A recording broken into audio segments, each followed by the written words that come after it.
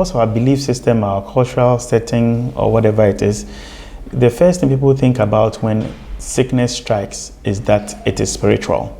But we can say for a fact that breast cancer is a problem everywhere in the world, even the Western world, where we have first-class healthcare. They still have breast cancer, where they don't even believe in the witches and these things that we do. They also do have breast cancer. So it's not that of a spiritual problem.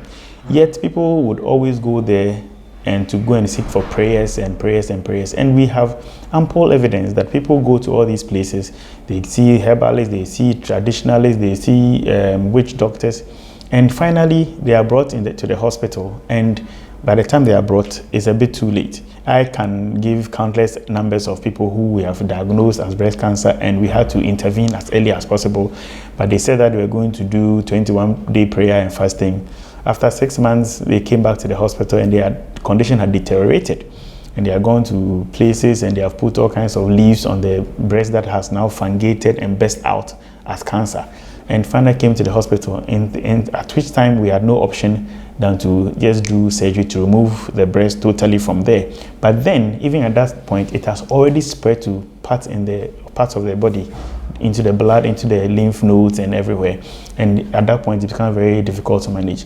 We need to understand that the power of prayer works. If it works, you don't have to be at the prayer camp. You can still be doing your medical whilst you are still praying alongside. Faith without works, the Bible says, is dead. So whilst you have the faith, also take the right steps. And I'm not saying just take steps, but take the right steps. Take steps that have been proven to work, and not steps that are just hearsay. Somebody says that, oh, Papa, when the idea, this person does this person does that. But the proof of the pudding is in the eating. So where we have had cases that we can say that for those who presented in stage 1, about 90% or 95% of them get cures.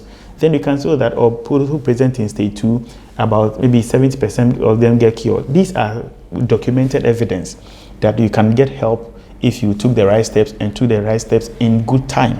But going and saying that the breast lump should be in your breast and praying and praying and praying that it should vanish. Miracles do happen, but miracles are not that common and are not that cheap. So for if it's all about prayer, then we should even close down all the hospital and let everybody go to prayer camps and let them pray for the breast cancer and then let everybody get healing. But we have evidence that it doesn't always work that way.